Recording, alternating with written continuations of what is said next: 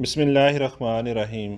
مکتوب کینیڈا بابت ماہ ستمبر و اکتوبر 2023 از فرحان حمزہ قریشی کینیڈا۔ روزنامہ الفضل انٹرنیشنل 8 نومبر 2023۔ کینیڈا اور بھارت کے تعلقات میں کشیدگی۔ ستمبر 2023 میں کینیڈا اور بھارت کے درمیان سیاسی تعلقات میں کچھ کشیدگی پیدا ہو گئی۔ کچھ عرصے سے بھارت کے وزیر اعظم نریندر مودی کینیڈا میں سکھ علیحدگی پسند گروہوں کی بڑھتی ہوئی مقبولیت پر ناراض ہیں، اور کینیڈا کے وزیر اعظم جسٹن ٹروڈو کے مطابق بھارت کینیڈا کی ملکی سیاست میں مداخلت کر رہا ہے۔ اس وجہ سے دونوں ملکوں کے سفارتی اور سیاسی تعلقات میں خلش پیدا ہو گئی ہے۔ دراصل گزشتہ چند سالوں سے کینیڈا میں سکھوں کا علیحدگی پسند گروہ پہلے سے بڑھ کر فعال ہو گیا ہے۔ یہ گروہ سکھوں کے لیے علیحدہ وطن یعنی خالصتان کے قیام کا حامی ہے۔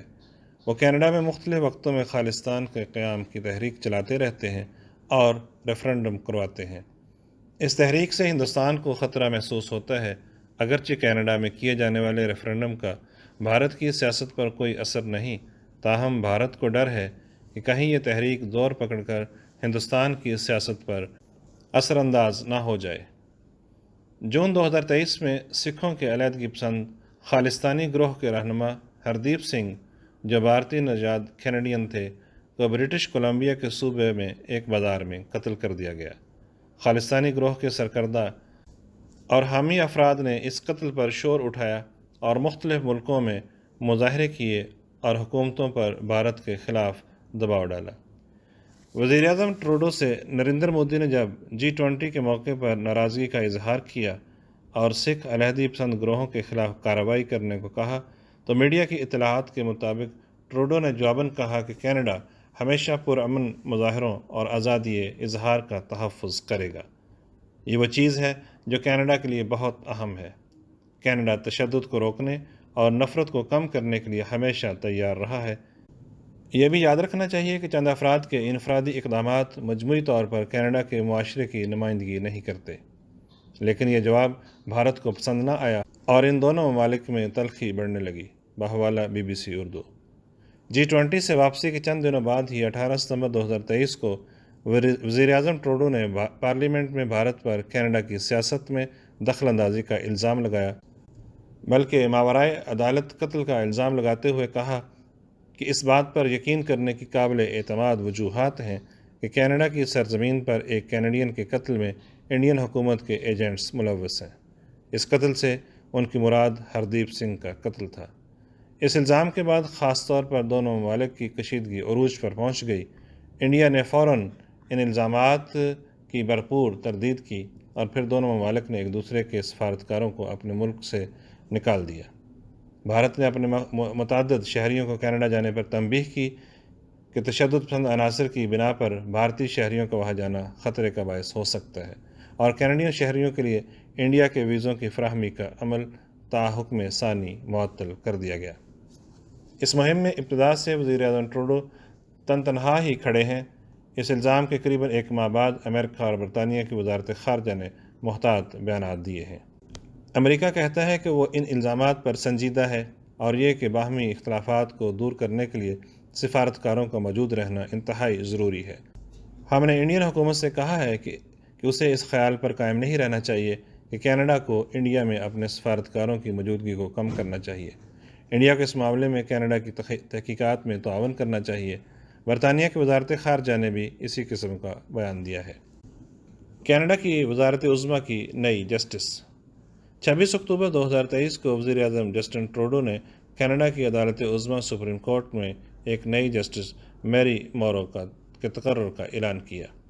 جون 2023 سے عدالت عظمیٰ میں ایک جگہ خالی تھی کیونکہ پچھلے جسٹس رسل براؤن نے اپنے کردار پر اٹھنے والے گھناؤنے الزامات کی بنا پر عدالت سے استعفیٰ دے دیا تھا۔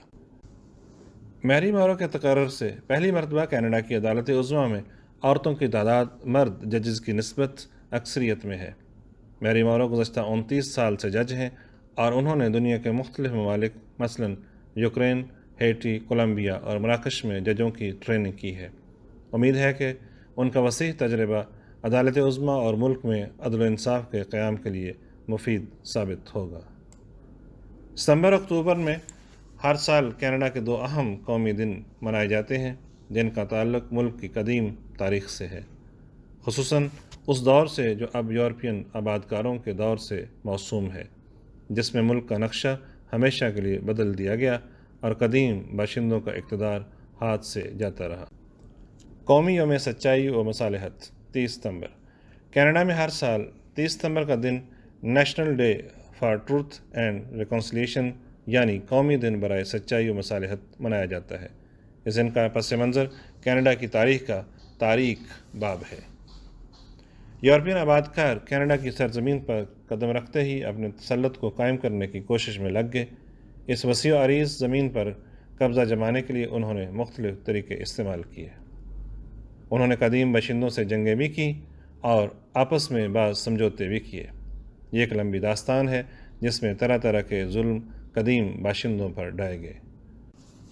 اپنا قبضہ جمانے کا ایک نہایت ظالمانہ ذریعہ جو اختیار کیا گیا وہ مقامی باشندوں کے بچوں سے تعلق رکھتا ہے۔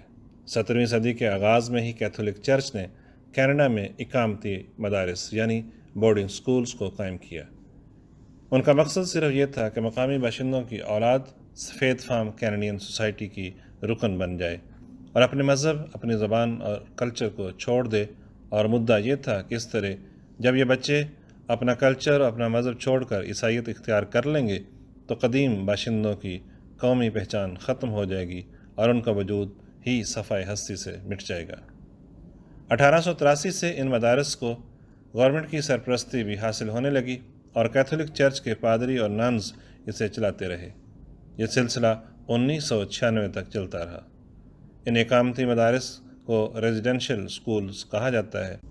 ایک طویل عرصے تک قانون مقامی باشندوں کے بچوں کو ان مدارس میں تعلیم حاصل کرنے پر پابند کرتا تھا۔ مذہب اور قانون کے نام پر قدیم باشندوں کی اولاد پر ظلم کیے گئے، بچوں کے ذاتی ناموں کو تبدیل کر کے عیسائی طرز کے نام رکھوائے گئے، انہیں اپنے خاندانوں سے علیحدہ کر دیا گیا، بدنی سزائیں دی گئیں اور ان سے طرح طرح کی زیادتیاں کی گئیں۔ تقریباً 1,50,00,000 بچوں نے ان مدارس میں تعلیم حاصل کی اور 1831 سے 1996 تک ملک بھر میں 130 اقامتی مدارس قائم تھے اور ایک وقت میں زیادہ سے زیادہ 80 مدارس قائم تھے۔ 1998 سے حکومتی سطح پر مختلف تدابیر اختیار کی جانے لگی جن سے ان مظالم پر شرمندگی اور تعصب کا اظہار مقصود تھا اور ان مدارس کے طلباء یا ان طلباء کے ورثاء کی دلجوئی اور ان سے مصالحت کی جانے لگی۔ چنانچہ اب اسی مصالحت کے تحت ہر سال 30 ستمبر کو ان بچوں کی یاد میں جو اقامتی مدارس کے مظالم کا نشانہ بنے، ملک بھر میں یوم سچائی اور مصالحت منایا جاتا ہے۔ اس روز خاص طور پر اورنج رنگ پہنا جاتا ہے اور تقاریب کا انعقاد کیا جاتا ہے۔ اسکول میں بچوں کو اقامتی مدارس کے بارے میں تعلیم بھی دی جاتی ہے تاکہ کینیڈا کی تاریخ کا یہ تکلیف دہ باب آئندہ نہ دہرایا جائے اور مظلوموں کی یاد تازہ رہے۔ یوم تشکر 9 اکتوبر 2023۔ ہر سال اکتوبر کے دوسرے پیر کو کینیڈا میں یوم تشکر تھینکس گیونگ ڈے منایا جاتا ہے۔ امسال سال کینیڈا میں مورخہ 9 اکتوبر 2023 کو یوم تشکر منایا گیا۔ اس روز تمام اسکولوں، دفتروں، بینکوں اور حکومتی اداروں وغیرہ میں چھٹی ہوتی ہے۔ یوم تشکر موسم خزاں میں منعقد ہونے والا خاص قومی تہوار ہے جس کا مقصد ان نعمتوں کا شکر ادا کرنا ہے جو سال بھر نازل ہوتی رہیں۔ اس کا خاص مقصد فصلوں کی کٹائی پر شکر گزاری کا اظہار ہے۔ جشن تشکر کی روایت کینیڈا کے قدیم باشندوں میں آباد کاروں کی آمد سے پہلے بھی رائج تھی، چنانچہ وہ اپنی مخصوص رسموں کے مطابق ناچ گانوں کے ذریعے شکر گزاری کا اظہار کرتے تھے۔ جب آباد کار کینیڈا آئے تو وہ اپنی روایات بھی ساتھ لائے۔ ان روایات میں اپنے یورپین کلچر کے مطابق شکر گزاری کے جشن منانا بھی شامل تھا۔ کہا جاتا ہے کہ شمالی امریکہ میں یورپین آباد کاروں نے پہلا جشن شکر گزاری 1578 میں منایا جب ان کی کشتی شمالی کینیڈا کے علاقے میں لنگر انداز ہوئی۔ اس موقع پر کپتان نے احباب سے خطاب کیا اور انہیں خدا تعالیٰ کا شکر ادا کرنے کی تلقین کی۔ اس کے بعد مختلف وقتوں اور سالوں میں اس جشن کو منایا جاتا رہا اور رفتہ رفتہ یہ باقاعدہ تہوار کی صورت اختیار کر گیا۔ پھر حکومت نے اسے قومی دن کے طور پر شمار کرنے کا اعلان کیا اور 1957 میں یہ طے پایا کہ ہر سال ماہ اکتوبر کے دوسرے پیر کو ملک بھر میں یوم تشکر منایا جائے گا۔ اگرچہ کسی زمانے میں اس تہوار کا مذہبی پہلو نمایاں تھا اور خدا تعالیٰ سے شکر گزاری کے جذبات کو بیان کیا جاتا تھا، لیکن اب یہ کم دکھائی دیتا ہے۔ یوم تشکر کو تمام کینیڈین اپنے اپنے انداز میں مناتے ہیں۔ اکثر کینیڈین اپنے گھروں میں دوست احباب اور رشتہ داروں کو مدعو کرتے ہیں اور ایک بڑی دعوت کا اہتمام کیا جاتا ہے۔ ٹرکی کا گوشت خاص طور پر تیار کیا جاتا ہے اور سب شوق سے اسے اپنے عزیزوں کے ساتھ تناول کرتے ہیں۔ اللہ تعالیٰ کینیڈا کے خوبصورت ملک پر اپنے فضل کا سایہ ہمیشہ قائم رکھے اور اس کے باشندوں کو حقیقی شکر گزار بندے بننے کی توفیق بخشے۔ آمین۔ آواز نعیم احمد باجوہ۔